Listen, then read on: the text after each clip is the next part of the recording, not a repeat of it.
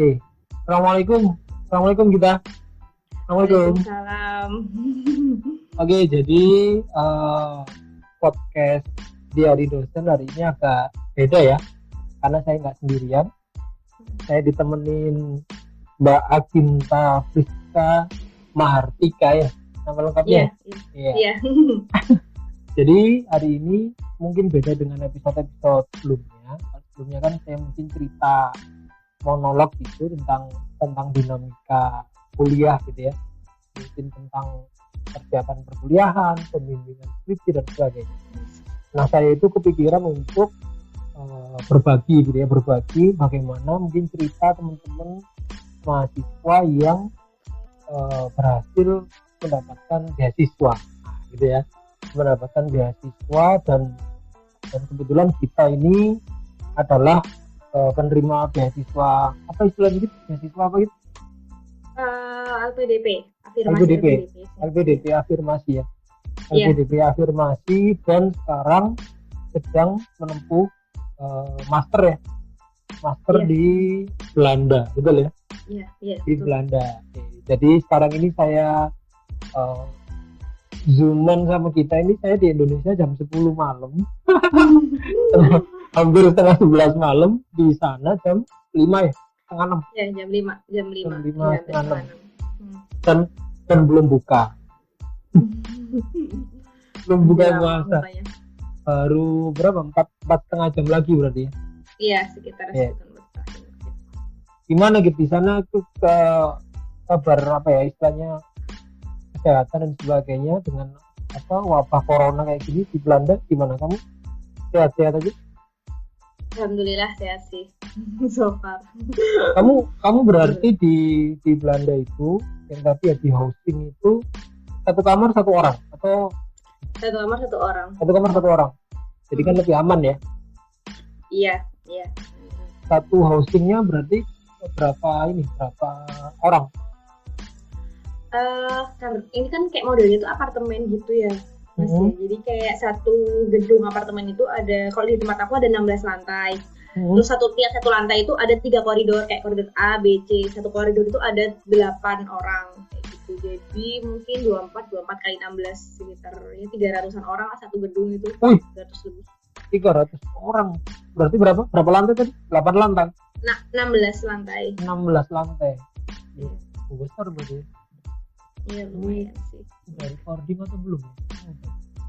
Belum ya Mas ya? Udah. Iya kan tulisannya. Udah. Ya recording tulisannya. Oke. Berarti 300-an mahasiswa, 300-an kamar berarti ya? Iya, sekitar itu. Itu kalau lagi aktivitas bareng gitu berarti gimana? Gak ada aktivitas bareng? Iya sih, memang kan kalau di sini memang benar-benar ketat sih, kayak banyak razia juga kan. Jadi kalau misalnya kumpul lebih dari 3 orang itu dendanya 400 euro gitu. Jadi memang anak-anak juga udah membatasi banget gitu loh.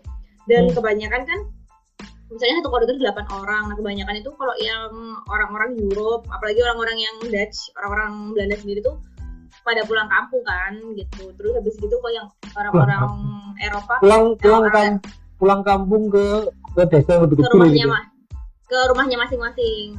Terus gitu. kalau misalnya yang dari sekitaran Eropa juga rata-rata juga udah pulang ke rumahnya sendiri gitu loh. Jadi kayak satu koridor itu rata-rata nggak penuh orangnya 8 gitu. Mungkin sisanya ada beberapa yang cuma tinggal 2 orang doang satu koridor, atau 5 itu paling mentok rata-rata. Jadi memang nggak seramai kalau misalnya kan juga semuanya juga online kan sekarang kuliahnya. Jadi kayak anak-anak lebih memilih untuk pulang ke rumah sih, lebih safe juga kan kalau di rumah. Kalau dari 300 itu yang dari luar Belanda berapa persen? Banyak sih. Lebih dari 50. Lebih sih, justru karena orang-orang Belanda mungkin masih lebih, yang paling sedikit sih kalau di housing gitu. Karena pulang ke rumah dia ya berarti. Rata-rata iya sih. Kalau soalnya kan Belanda kan bisa diakses pakai kereta juga kan, cuma kecil. Berarti kebanyakan ini sekarang ini di kamar terus gitu. Iya sih, paling keluar cuma belanja 1 minggu sekali gitu sih. Olahraga gitu? Kalau waktu sebelum puasa ya sih rutin olahraga. Kalau sekarang puasa nggak olahraga sekali. sama kok. Saya di rumah waktu work from home awal-awal itu muterin Masjid Agung gitu. Tiap pagi muterin Masjid Agung Surabaya kan. Setelah puasa, Ya. betul. Setelah puasa jadi bingung, jadi bingung malah nggak olahraga. Jadi gini gitu. Jadi kan kita di podcast Diari Dosen itu ya intinya saya punya keinginan buat podcast yang cerita tentang banyak dunia kampus lah kira-kira gitu ya. Nah salah satu segmennya yang ingin saya bikin itu segmen berburu beasiswa kira-kira gitulah ya. Kira-kira berburu beasiswa mungkin saya akan mewawancarai beberapa orang yang mungkin saya kenal termasuk kita kan kuku juga sehingga kan kenal. Nanti mungkin ada beberapa juga yang saya wawancarai dan mungkin juga bisa snowball gitu ya dari mungkin temennya kita dan sebagainya, mungkin nggak apa-apa ya nanti ya mungkin saya wawancarai gitu ya. Oke. Boleh sih. Yang pertama yang mau saya tanya itu kita itu beasiswa yang didapetin itu apa namanya, beasiswa apa gitu? LPDP. jalur afirmasi kemarin ya. LPDP itu ada berapa jalur?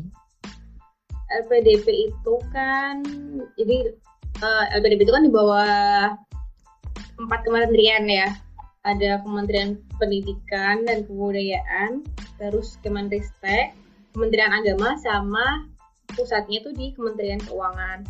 Nah, jadi tiap tahun itu sebenarnya dia kayak menurut aku sih dia terus berkembang sih ya jalurnya. Jadi kayak dulu cuman mungkin berapa jalur doang, sekarang udah banyak banget. Nah, kalau yang paling baru ini setahu aku yang pertama itu ada BPI, Beasiswa Pendidikan Indonesia. Itu kayak yang ya udah beasiswa pada umumnya gitu loh. Maksudnya requirement-nya untuk bisa dapat itu cukup tinggi, kayak misalnya IELTS-nya kalau nggak salah minimal 6,5 untuk yang luar negeri ya. Yang dalam negeri aku kurang tahu sih. Kayak gitu. Terus IPK-nya juga minimal ada 3,25 kayak gitu. Nah, selain BPI itu ada lagi namanya jalur afirmasi. Nah, afirmasi ini kayak jalur khusus gitu loh. Untuk kelompok-kelompok khusus, contohnya yang pertama itu ada untuk mahasiswa berprestasi. Ada yang dari kelompok siswa yang asalnya dari 3T, daerah 3T. Terus ada yang alumni bidik misi, ada yang pesantren, ada PNS dan TNI Polri. Kalau ada kamu yang dari disabilitas. Kalau yang kemarin aku ikutnya yang jalur afirmasi prestasi ya. Karena memang kamu dari S1 udah kejibun ya prestasinya ya. Enggak juga sih. Jadi LPDP itu kan lembaga pengelola dana pendidikan gitu ya. Jadi memang lembaga beasiswa yang dari pemerintah gitu kan ya. Dari pemerintah. Kan karena kan lembaga pemberi beasiswa itu kan macam-macam ya. Ada yang dari pemerintah, ada yang di luar pemerintah, betul ya? Ya banyak sih. Masalah gitu ya. Kalau misalnya. Cuman yang kamu ini yang LPDP, kamu ini dari pemerintah. Beasiswa yang kamu dapat itu kan kalau nggak salah ada macam-macam. Ada yang beasiswa full, istilahnya apa? Fulbright, kayak gitu ya. Fulbright kalau nggak salah ada jelas gitu. Ada yang lain. Kalau yang kamu dapat itu beasiswa yang jenis apa? Yang full sih, yang semuanya, yang cover semuanya iya.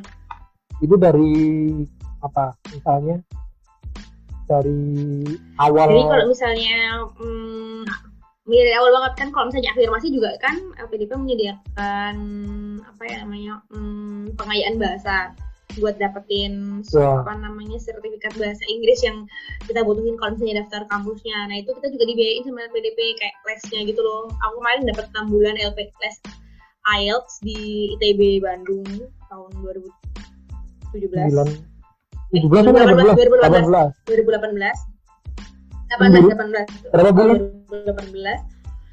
itu selama 6 bulan. Selama 6 bulan jadi itu dapat biaya lesnya itu kan kita gratis, terus itu biaya transport juga sama plus living allowance juga selama 6 bulan itu gitu. Kok ngelak ya kayaknya Mas? Iya, gambarmu ngelak ya.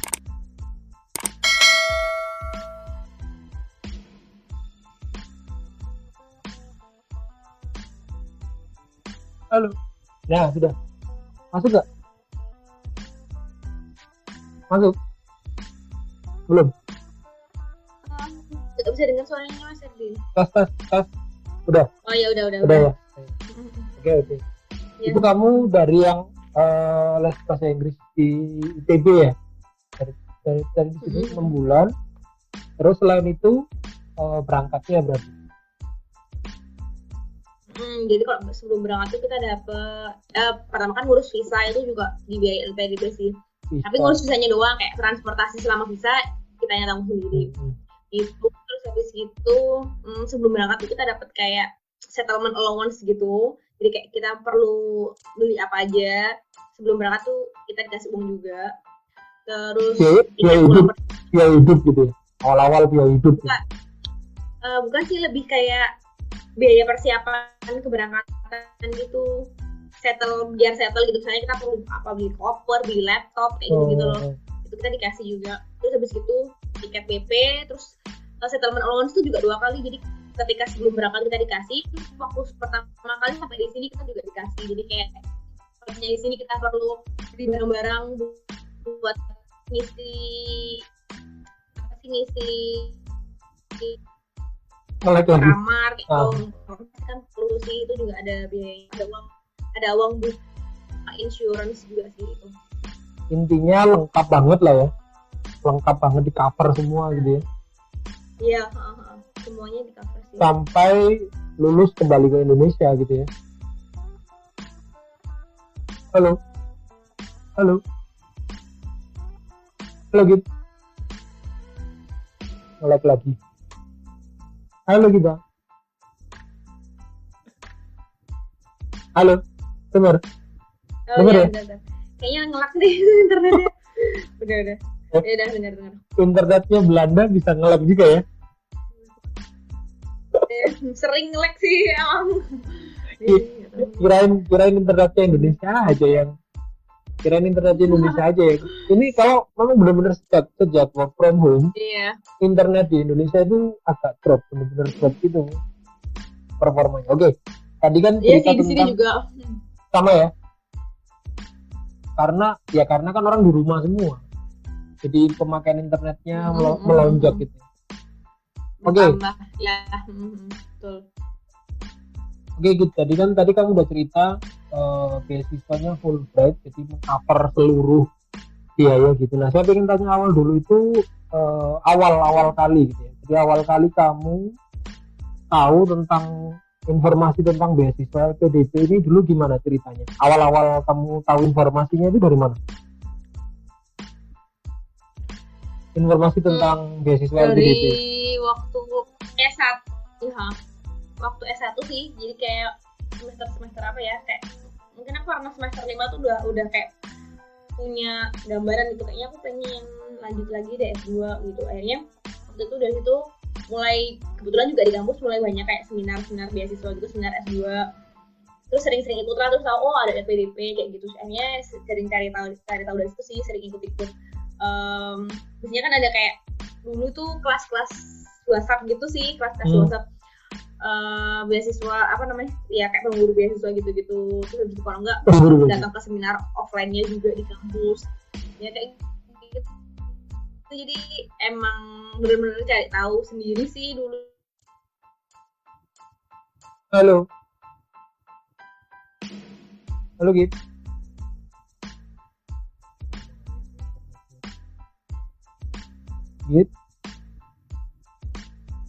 Gita. Halo.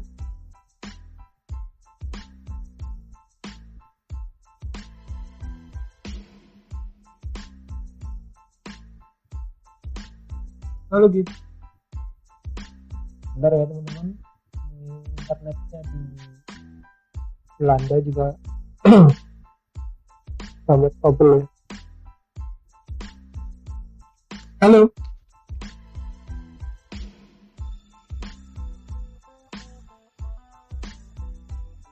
Ini tadi restart apa? Modemnya. Jelek banget ya. Udah. Ya udah. Artinya gini ya, artinya dari yang kita ceritain tadi, kalau memang kita dari S1 itu sudah punya cita-cita pengen dapat beasiswa, memang sebenarnya banyak ya jalur informasinya itu banyak berarti ya sebenarnya bisa dicari gitu ya. Iya sih, ya. Walaupun sudah lulus juga pasti banyak gitu kalau misalnya kita mau cari tahu.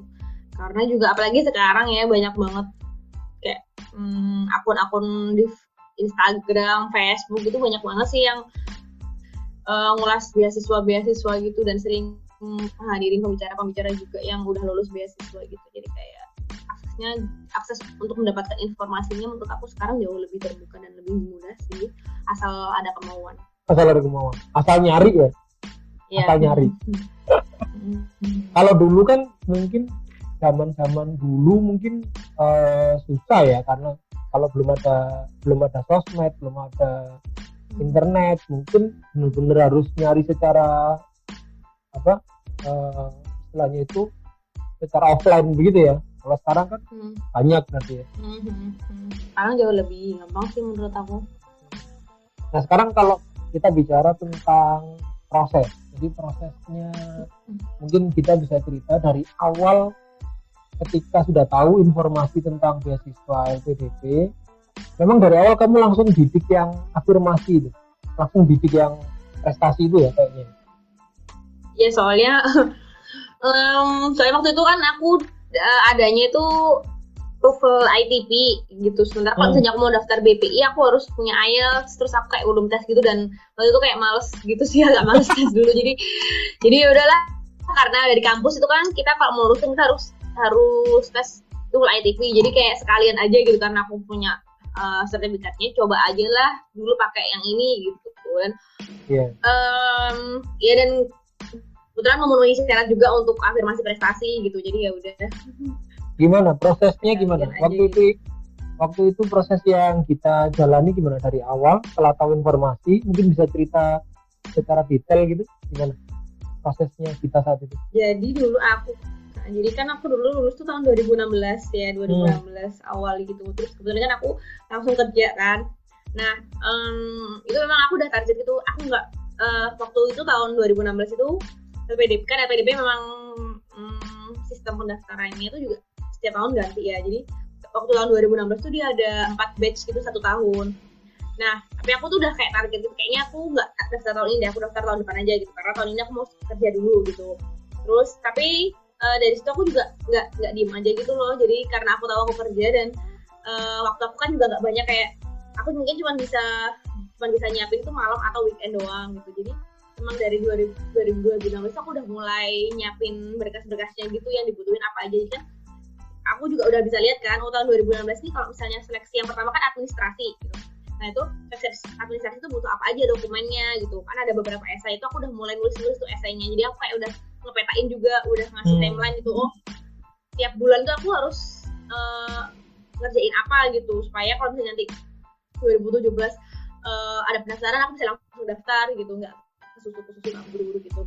Nah ternyata di 2017 ternyata skemanya berubah, nggak 1 tahun 4 batch gitu loh. Karena dulu aku mikirnya waktu aku ntar aku mau 2017 batch pertama, itu kan berarti kalau misalnya sama kayak 2016 berarti itu penutupannya kayak Februari gitu. Ternyata di 2017 itu cuman ada 2 batch, dan itu 1 batch untuk dalam negeri, 1 batch untuk luar negeri. Jadi kan berarti dan itu tuh kayak pertengahan 2017 itu aku baru bisa daftar. Ya udah berarti kan aku masih punya kayak lebih banyak waktu untuk matengin berkas-berkas gitu.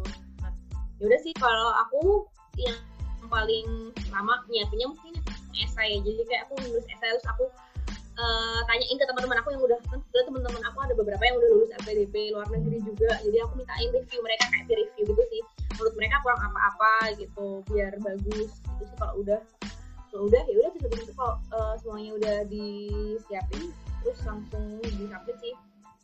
Itu kok kalau administrasi. Nah setelah administrasi itu biasanya kalau di 2016 itu kebetulan kayak habis administrasi langsung wawancara gitu loh. Nah, ternyata di 2017 itu ada 1 tambahan tes online-nya gitu, tes online psikotes gitu. Dan ternyata banyak yang nggak lulus juga di psikotes itu. kayak gitu. Setelah psikotes barulah diwawancara. Di yang tahap ketiganya itu apa namanya, apa ya dia, pokoknya tuh ada 3 tes kayak wawancara, LGD, sama essay on the spot kayak gitu. Jadi ya itu langsung datang ke Surabaya kan waktu itu, jadi kayak ya itu juga udah wawancara sendiri juga udah aku siapin dari lama sih, karena kan kayak banyak juga kan di blog-blognya orang-orang itu kayak ngulas itu pertanyaan yang mereka dapat waktu tes PDP itu apa aja gitu. Jadi kayak aku juga nulis apa namanya, kayak bikin draft gitu, kayak pertanyaan apa aja yang mungkin keluar, terus skema jawaban apa yang pengen aku jawab kalau misalnya ditanya kayak gitu sama interviewernya kayak gitu-gitu. Karena kan kalau nggak salah jadi kayak pertanyaannya interviewernya itu ada 3, jadi 2 itu dari akademisi, 1 dari psikolog gitu. Jadi memang selain ditanya soal akademis, kita juga kayak ditanya, kayak diuji gitu loh tingkat emosional kayak gitu-gitulah, psikologi kita sejauh mana sih, siap apa kita untuk kuliah S2 di dalam atau di luar negeri kayak gitu-gitu. Jadi dan biasanya itu durasinya cukup lama sih tesnya, kayak 1 jam, 1,5 jam sampai 30 menit sampai 1,5 jaman lah. Jadi lumayan broad topik yang diomongin ketika interview. Berarti ada berapa? Ada 3 tahapan ya? Ada 3 tahapan, bener? Untuk pendaftaran beasiswanya 3 tahapan, bener? Halo? Selek lagi ya? Oke, kita tunggu. Halo Git. Halo, udah denger ya? Ya, halo. Ya. Ya. Berarti kan ada 3 tahapan. Tahapan pertama tadi tahapan administrasi, terus apa tadi? Online ya? Online, ya. Psikotes online, baru wawancara. Betul ya? Tapi kalau saya lihat kamu itu memang yang lama proses persiapannya ya. Jadi misalnya administrasi itu apa aja waktu itu yang di zaman kamu itu yang harus disiapkan itu apa aja? Esai itu sih ada 3 jenis esai, terus kayak dokumennya biasa kayak aku lupa juga sih, dokumen kayak sekolah lah ya. Iya kayak gitulah, yang standar sih sebenarnya. Terus ada kalau misalnya luar negeri juga kita perlu tes kesehatan gitu, kayak tes TBC, narkoba kayak gitu-gitu. Udah sih simpel itu aja sih kalau nggak salah. Sama dokumen ITP tadi ya? Iya, bahasa Inggris sama. Ya udah ngisi form online gitu sih, cukup banyak sih, tapi memang formnya kalau nggak salah waktu itu. Kalau ITP-nya minimal berapa? 500 kalau nggak salah dulu ya, tapi aku nggak tahu kalau sekarang naik misalnya. Di zamanmu 500. Itu untuk luar negeri ya? Untuk luar negeri. Ya. Kalau untuk dalam negeri mungkin beda lagi atau sama aja? Beda sih, kayaknya lebih rendah sih kalau nggak salah. Baru setelah itu psikotes online ya. Psikotes online itu kamu berarti di mana waktu itu ngerjain? Di Bojonegoro? Iya, di kantor. Psikotes online itu berarti apa? Semacam ngisi kayak psikotes biasanya gitu tapi online gitu ya? Kayak psikotes biasa deh ya. Tapi online. Baru kalau itu yang bikin banyak yang nggak lolos apa ya kira-kira? Kurang tahu sih ya, soalnya kan kita nggak tahu juga ya kriteria seperti apa yang dipingin LPDP secara psikologi gitu. Jadi kayak ya udah jadi diri sendiri aja sih kalau misalnya jujur aja gitu. Soalnya kan kayak polanya mengulang gitu kan, pola pertanyaannya. Jadi kalau misalnya kayak kita berusaha menjadi orang lain itu pasti kelihatan banget gitu, karena jawabannya pasti juga nggak stabil. Berapa pertanyaan? 500? Nggak sampai sih, kayak ya mungkin 200-an. Saya dulu pernah ngurus untuk daftar dosen NIDN, untuk NIDN itu salah satunya juga memang ada psikotes, itu 500 kalau nggak salah, butir pertanyaannya itu sama gitu, ngulang gitu kan ya. Iya. Kamu harus menjadi diri sendiri ya, maksudnya buat kerjaan itu. Baru setelah itu wawancaranya di Surabaya. Wawancaranya iya di GKN. kalau ke sana. Di Surabaya. Itu memang di Surabaya aja atau ada di beberapa tempat di Indonesia? Di beberapa tempat di Indonesia sih, di kota-kota besar di Indonesia gitu. Salah satunya Surabaya. Berarti kalau kamu ingat-ingat berapa lama mulai dari administrasi sampai dinyatakan kamu lulus dapat itu berapa lama? Berapa bulan? Masalah penutupan administrasi itu Juli terus pengumuman beasiswanya itu Oktober, Agustus, September, Oktober, 3 bulanan lah itu ya, segituan. 3 bulan itu menjalani seleksinya ya. Tapi kamu persiapannya dari tahun sebelumnya ya? Iya, dari tahun sebelumnya sih. Oke. Terus kalau menurut kamu nih, kan yang daftar pasti kan juga banyak kan, iya kan?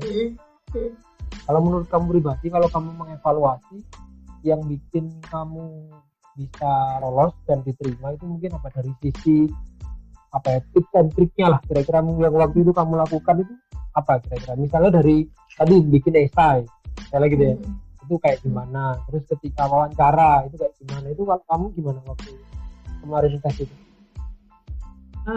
Kayak gitu yang paling menentukan tuh wawancara sih, soalnya bobotnya paling besar. Soalnya waktu wawancara pun juga ditanyain esai kita gitu loh, jadi kayaknya waktu tes administrasi pertama tuh nggak begitu dibaca sih, mungkin dibacanya sama interviewernya itu, jadi kayak memang apa yang kita tulis memang ditanyakan sama interviewernya gitu, itu sih.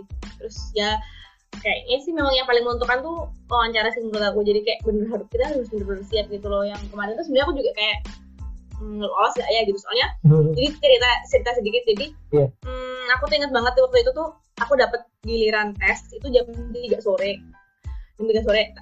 Tapi waktu itu aku kayak apa sih, kita tuh sebelum tes itu kita harus kayak scan dokumen dulu gitu loh, dokumen yang kita submit itu lengkap apa enggak, kan nggak harus dibawa juga kan. Nah kebetulan aku dapet jadwal scan dokumen tuh jam 11-an gitu, tapi aku nggak balik ke penginapan gitu, aku nunggu di situ. Nah tapi aku kan jadi ceritanya aku kan baru banget datang dari Surabaya pagi itu juga gitu, kayak capek gitu, akhirnya aku makan dulu, habis scan tuh aku makan. Nah kebetulan yang kamar aku tuh lagi nunggu giliran tes, nah aku lagi makan, nah ternyata tuh aku dipanggil waktu itu, jadi kayak aku bener-bener lagi makan, terus aku telepon gitu, kamu sekarang giliran, so kan kayak kan masih 2 jam lagi, jadi kayak bener-bener tuh lari dari tempat makan ke meja ada ruang tunggunya gitu, jadi kayak yang bener-bener belum sempat minum nggak apa, jadi kayak nggak siap. Jujur waktu itu aku ngerasa aku nggak siap sih, karena bener-bener yang ngeblank gitu loh.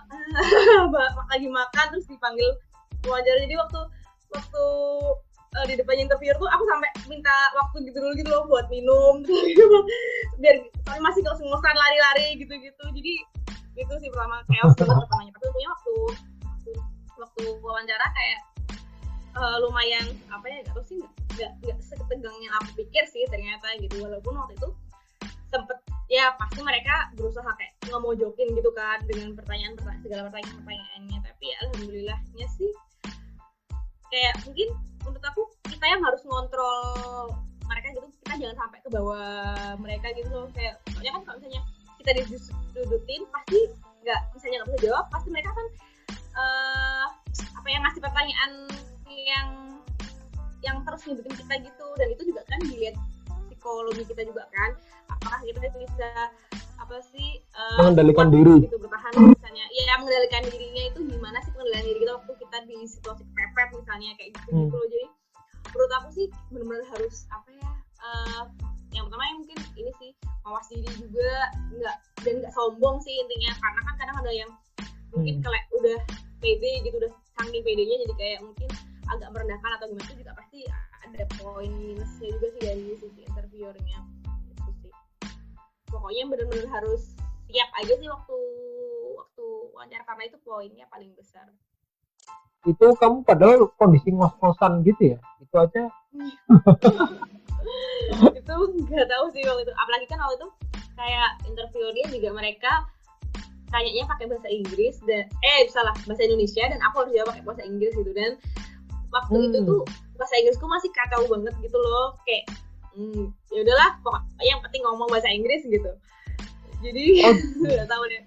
Jadi berarti wawancaranya itu mereka bahasa Indonesia gitu.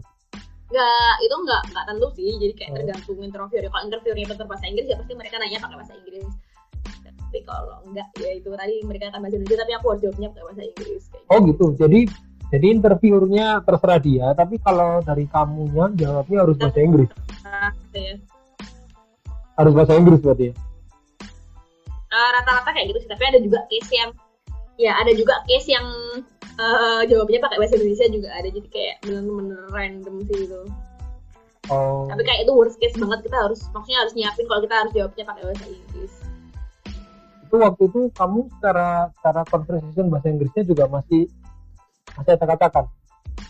Iya sih, waktu itu aku nggak tahu, jelek banget lah pokoknya asal ngomong aja.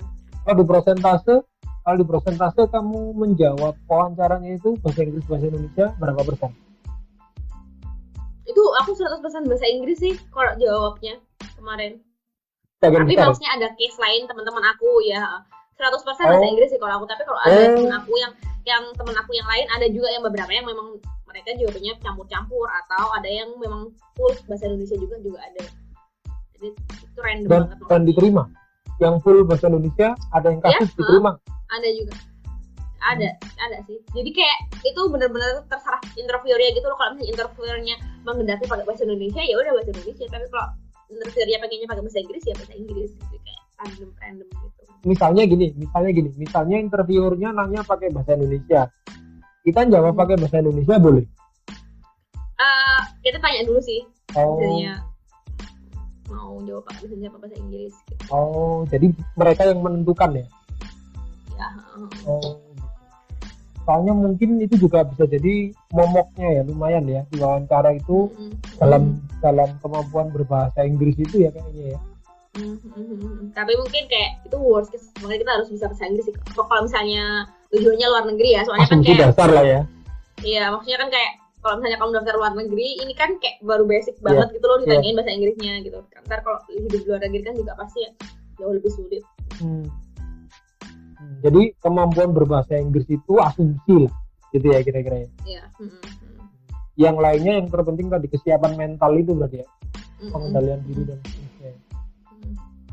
Waktu itu kamu kalau masih ingat untuk yang kamu dapetin itu sainganmu itu berapa jumlahnya?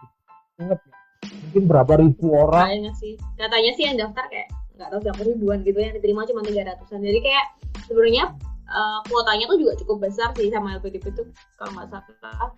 Yang luar negeri itu 5.000 apa ya, tapi waktu yang aku tuh yang diterima cuma 300 gitu loh. Jadi kayak benar-benar mereka tuh nggak ngejar kuota, jadi kayak ngejar ya udah kalau kamu layak dapat ya kamu akan dapat. Berarti 300 dari 5.000 kan kurang dari 10% ya. Berarti kalau misalnya yang memenuhi kualitas lebih dari 10% juga diterima semua. Misalnya yang memenuhi kualitas 1.000 orang diterima semua. Iya. Jadi bukan kuota berarti ya? Iya. Berarti gitu. Iya sih, memang kalau saya lihat beberapa orang, saya juga sempat wawancara tapi informal ya, itu memang rata-rata yang sukses menerima beasiswa itu persiapannya sih emang yang benar-benar matang ya. Iya, memang harus kayak punya kepercayaan diri gitu ya, maksudnya persiapannya matang. Iya itu. Nah sekarang ini kan kamu sudah kuliah berarti ya, sudah 2 semester kedua berarti ya. Kalau di sini itu sistemnya period gitu kayak. Gimana? Ada period panjang, ada period pendek. Jadi kalau period panjang itu 2 bulan, kita ngambil 2 mata kuliah.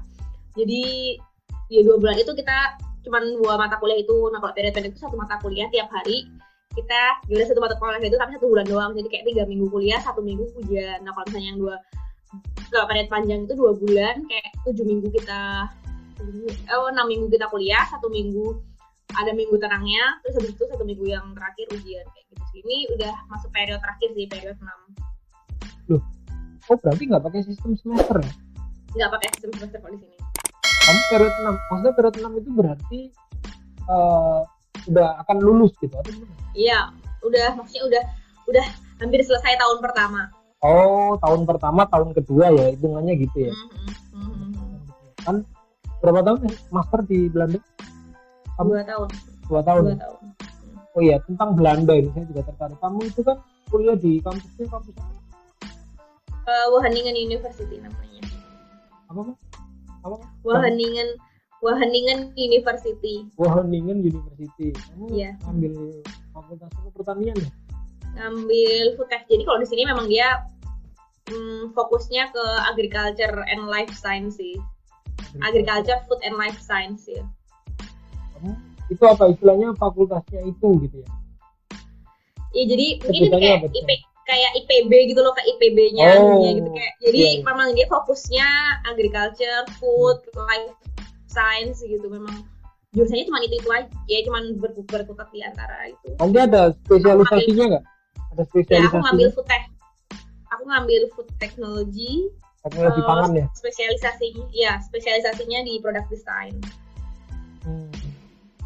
Teknologi pangan, product design. Itu cerita dong, kamu dulu bisa dapat kampus itu gimana prosesnya?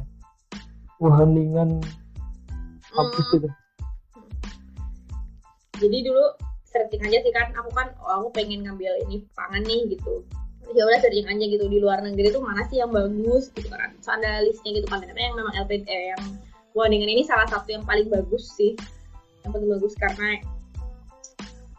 karena dia tuh kayak lengkap banget gitu jurusannya pangan gitu. Bahkan kalau punya cerita ya, di sini tuh kayak di depannya kampus persis itu tuh ada Global Research Center-nya Unilever yang pangan sama Global Research Center-nya Friesland Campina. Jadi kayak dari situ aja tuh udah kelihatan banget kan, maksudnya multinational company yang sebesar itu mau bikin research centernya tuh di depan kampus kita gitu loh, di depan Wageningen gitu. Itu kan berarti kan kayak tanda gitu, oh berarti mereka kerjasamanya sama perusahaan pangan multinasional tuh bagus banget gitu, dan risetnya juga pasti riset pangannya juga pasti bagus gitu kan. Terus aku lihat juga spesialisasinya dia tuh broad banget gitu, jadi kayak kamu mau belajar pangan soal apa aja itu ada, kita bisa nemu gitu di sini. Jadi dan apa yang aku pengen kebetulan ada juga course-nya juga mendukung banget gitu. Jadi aku lihat requirement-nya dan kayak menurut aku sih ya aku bisa gitu. Kalau untuk requirement ini kayak nggak begitu jauh sama, nggak begitu susah sama, pokoknya di compare sama universitas lain masih bisa lah gitu, bukan yang unreachable gitu. Jadi ya bismillah lah gitu, kemarin coba ngumpulin berkas-berkasnya segala macam. Terus ya udah daftarnya juga gampang kok, cuman kayak tinggal submit dokumen-dokumen online, udah mereka kasih LOE. Udah. Oh gitu. Jadi kamu submit dokumen, terus mereka ngasih LOE-nya itu, letter of acceptance. Iya. Itu bukannya harus ada semacam pengantar misalnya dari profesor kamu gitu, nggak perlu? Nggak sih, nggak kok. Di Eropa rata-rata nggak ada yang kayak gitu, kayak bener-bener cuman ya udah submit mungkin motivation letter doang, udah terus gitu sama dokumen-dokumen yang sebenarnya kayak IELTS, paspor, terus ijazah gitu-gitu, transkrip, udah sih. Kalau misalnya itu udah dipenuhi dan transkrip kita tuh sesuai sama misalnya jurusan yang mau kita apply, itu rata-rata bakal dapat LOE sih kalau di sini. Sebenarnya berarti gampang ya, maksudnya dari sisi apply-nya itu loh ya. Iya. Itu berarti nggak ribet sih, lebih susah dapat beasiswa sih. Berarti ini menarik nih, berarti prosesnya itu kamu dapat LOE dulu baru ngurus beasiswa atau bareng atau mana dulu? Aku setelah lulus LPDP sih kan, setelah lulus LPDP aku baru dapat pengayaan bahasa, terus dapat sertifikat IELTS. Nah dari situ aku baru pakai IELTS ini buat apply. Berarti kamu ketika daftar LPDP belum ada gambaran kampus? Udah ada sih, udah pengen daftar kan, kita juga state kan, kita pengen daftar di kampus mana gitu. Harus itu gitu kan ya? Iya. Berarti kamu dari awal daftar dengan setelah dapat LPDP itu kampusnya tetap? Ya tetap sih memang. Nggak boleh berubah katanya? Bisa sih sebenarnya kayak ngajuin gitu, tapi lebih bagus untuk enggak sih. Jadi kayak ya lebih gampang kalau enggak aja. Berarti gini ya, kamu udah riset dulu, baru kamu ikut LPDP. Ngantuk kamu ya. Iya. Jadi riset terus kamu lulus LPDP, terus kamu les yang bahasa Inggris itu, begitu keluar baru kamu urus gitu ya. Iya, betul.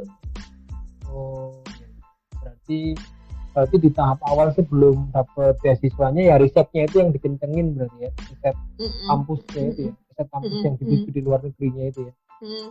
Betul. Soalnya gini loh, berarti kan kampus di luar negeri itu nggak kayak S2 di Indonesia ya. S2 di Indonesia kan ada tesnya lagi, iya kan? Kayaknya tergantung sih. Kayaknya kalau misalnya aku dengar dari beberapa teman yang di Jepang itu mereka ada tesnya juga sih. Kayak bener-bener tes tulisnya gitu. Tapi kalau di Eropa rata-rata enggak ada. Iya bener. Kayaknya di Eropa itu saya dengar-dengar juga memang rata-rata enggak. Rata-rata lebih mudah gitu. Cuman memang beasiswanya itu yang harus diperjuangkan gitu ya, yang lebih sulitnya di beasiswanya itu ya. Susah di kuliah, maksudnya susah di kuliahnya aja. Kalau masuknya sih enggak, ya susah sih dapat IELTS ya, tapi lebih susah kuliahnya. IELTS. Kamu waktu itu tapi kan bukan pakai IELTS ya, pakai ITP-nya ya, ITP. Itu yang buat juga? LPDP kalau itu yang LPDP, tapi kalau yang kampusnya harus IELTS ya, atau IBT. Berarti dua kali kamu tes bahasa Inggris itu ya, ITP untuk LPDP, IELTS untuk kampus. Betul. Berapa skor IELTS itu berapa? 6,5 kalau nggak salah ya. Itu minimal kayaknya ya. Standar sih. Standar. Kalau di sini minimalnya 6 kebetulan. Jadi, lumayan lah. Lumayan lah. Oke. Ini gitu. Jadi kan yang lumayan ini udah banyak informasi mungkin yang teman-teman butuhkan juga untuk bisa sukses dapat beasiswa LPDP, termasuk juga bisa sampai dapat yang ke luar negeri dan kuliah di luar negeri. Sebenarnya saya itu masih ada sih beberapa pertanyaan tadi yang saya share juga ya. Jadi maksudnya saya tertarik untuk pengen tahu kehidupan ketika di luar negeri itu mahasiswa Indonesia khususnya yang dapat beasiswa LPDP itu kayak gimana. Cuman nggak tahu ini kalau kita ini sekalian kita omongin hari ini atau mungkin kita lain waktu aja ya, terserah sih apa. Kalau misalnya kitanya repot mungkin nggak apa-apa sih. Nggak apa-apa. Iya nggak apa-apa kok. Jadi ada part 1, part 2 gitu ya. Oh terserah sih, maksudnya sekarang juga nggak apa-apa. Besok lagi juga nggak apa-apa, terserah sih. Ya udah nggak apa-apa. Jadi gini maksudku, ini kan zoomnya kan maksimal 40 menit. Berarti ini saya kayak close dulu. Nanti kita sambung lagi untuk part 2-nya. Setelah itu kamu saya invite lagi gitu ya. Iya boleh. Apa ya? Iya nggak apa-apa. Oke. Jadi terima kasih gitu untuk sharing tentang gimana bisa mendapatkan beasiswa LPDP, sukses dapat beasiswa Fulbright sekaligus kuliah di luar negeri. Semoga bisa membantu teman-teman yang pengen berburu beasiswa juga ya. Iya. Terima kasih gitu ya. Oke. Terima kasih. Assalamualaikum. Waalaikumsalam.